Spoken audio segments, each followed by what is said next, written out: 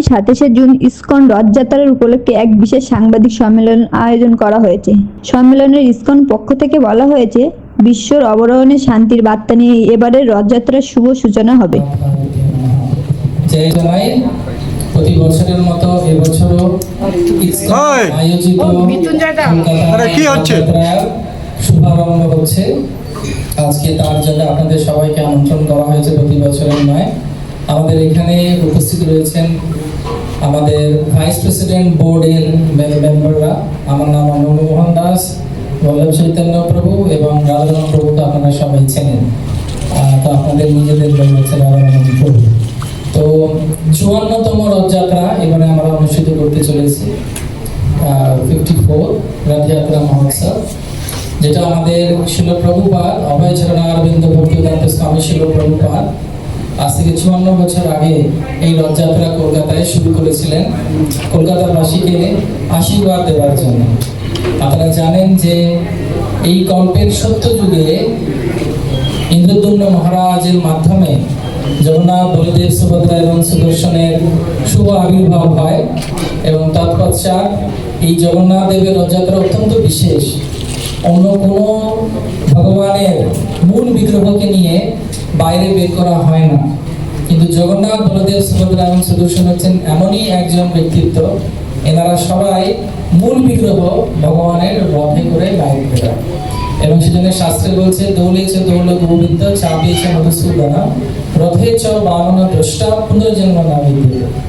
একবার যদি জগন্নাথকে কেউ রথে দর্শন করেন তাহলে তার আর পুনর্জন্ম হয় না, অর্থাৎ তাকে আর এই পৃথিবীতে ফিরে আসতে হবে না। তো আপামর জনতা, বিশেষ করে ধর্ম বর্ণ নির্বিশেষে এই জগন্নাথ দেবের রথযাত্রা, শালবেগের রথযাত্রা হোক, ইন্দ্রদ্যুম্নের রথযাত্রা হোক, সবাই জগন্নাথকে ভালোবাসে।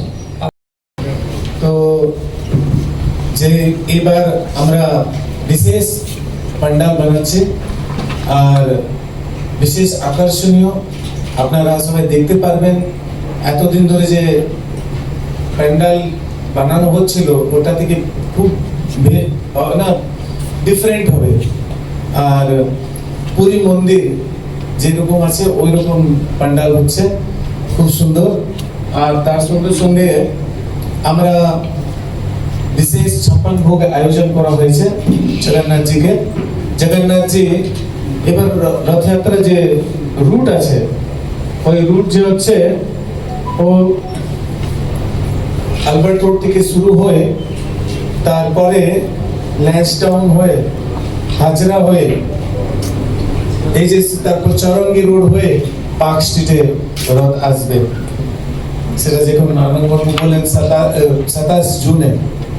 তো এটা সোজা রথ, আর উল্টো রথ টিআই পার্কস্ট্রিট গ্রাউন্ড থেকে শুরু হয়ে ধরমতলা হয়ে তারপরে সিআইটি মৌলালি হয়ে আর থিয়েটার হয়ে Minto park Albert road street মন্দিরে ভগবান পৌঁছে যাবে।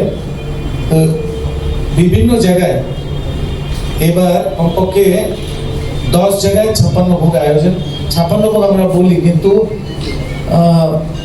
মানে 100 থেকে বেশি, 108 আইটেম থেকে বেশি ভগবানকে ভোগ লাগানো হয়। কেননা পান্ডারা বলছে যে ইসকন এত জায়গা রথ করছে আর দীঘাতে মন্দির হয়ে গেছে, আমাদের এখানে লোক কম হয়ে যায়। কিন্তু আমেরিকাতে রথযাত্রা শুরু করেন তখন থেকে যদি আজ পর্যন্ত আপনারা দেখেন, জগন্নাথের ভক্তের সংখ্যা পুরো বিশ্বতে অনেক অনেক বেড়ে যাচ্ছে। और हमें पता है कि हम ये जो बोइंग 747 का जो चक्का था वो 48 वर्ष तक भगवान के रथ में सेवा दिया। भारतीय संस्कृति एक ही संस्कृति है, हिंदी में बोल रहा हूँ। भारतीय संस्कृति एक ही संस्कृति है जहाँ पर झाड़ू, चप्पल और हर एक वस्तु का रिस्पेक्ट किया जाता है।